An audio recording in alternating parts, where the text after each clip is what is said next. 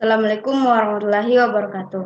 Saya Andi Fitriani Perdana. Pada kesempatan ini, saya akan membahas materi mengenai teknik pemberian skor dan nilai hasil tes.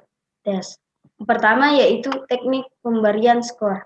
Membuat pedoman penskoran sangat diperlukan, terutama untuk soal bentuk uraian dalam tes domain kognitif, supaya subjektivitas dalam memberikan skor dapat diperkecil.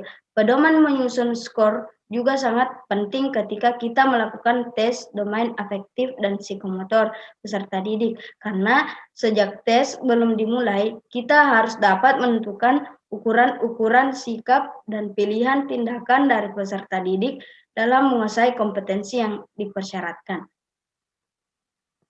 Pertama yang akan saya bahas mengenai pemberian skor tes pada domain kognitif. Di sini terdapat 4 bentuk penskoran. Yang pertama yaitu penskoran soal bentuk pilihan ganda, penskoran soal bentuk uraian objektif, penskoran soal bentuk uraian non-objektif, dan pembobotan soal bentuk campuran. Yang kedua yaitu pemberian skor tes pada domain afektif. Domain afektif ikut menentukan keberhasilan belajar peserta didik. Paling tidak, ada 2 komponen dalam domain afektif yang penting untuk diukur, yaitu sikap dan minat terhadap suatu pelajaran. Selanjutnya yang ketiga yaitu pemberian skor tes pada domain psikomotor. Penyusunan tes psikomotor. Tes untuk mengukur ranah psikomotor adalah tes penampilan atau kinerja yang telah dikuasai peserta didik.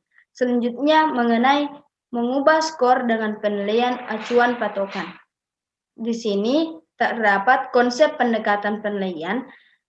Setelah kegiatan penskoran dilakukan, maka tugas kita sebagai guru adalah mengolah skor-skor hasil tes menjadi skor standar atau nilai standar dengan menggunakan pendekatan PAP. Nah, di sini pendekatan penilaian acuan patokan atau PAP disebut juga dengan penilaian dengan norma absolut atau kriteria. Selanjutnya mengenai cara mengubah skor dengan penilaian acuan normatif.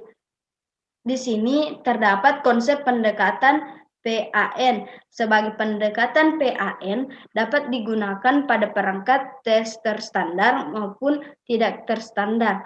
Unsur yang paling pokok dalam pemilihan PAN sebagai pengolahan skor menjadi nilai adalah pertimbangan bahwa karakteristik atau tingkat kepandaian peserta didik dalam satu kelompok identik dengan karakteristik populasinya. Artinya, distribusi tingkat kepandaian mereka kurang lebih bersifat seperti kurva normal. Nah, cukup sekian dari saya. Semoga bermanfaat. Assalamualaikum warahmatullahi wabarakatuh.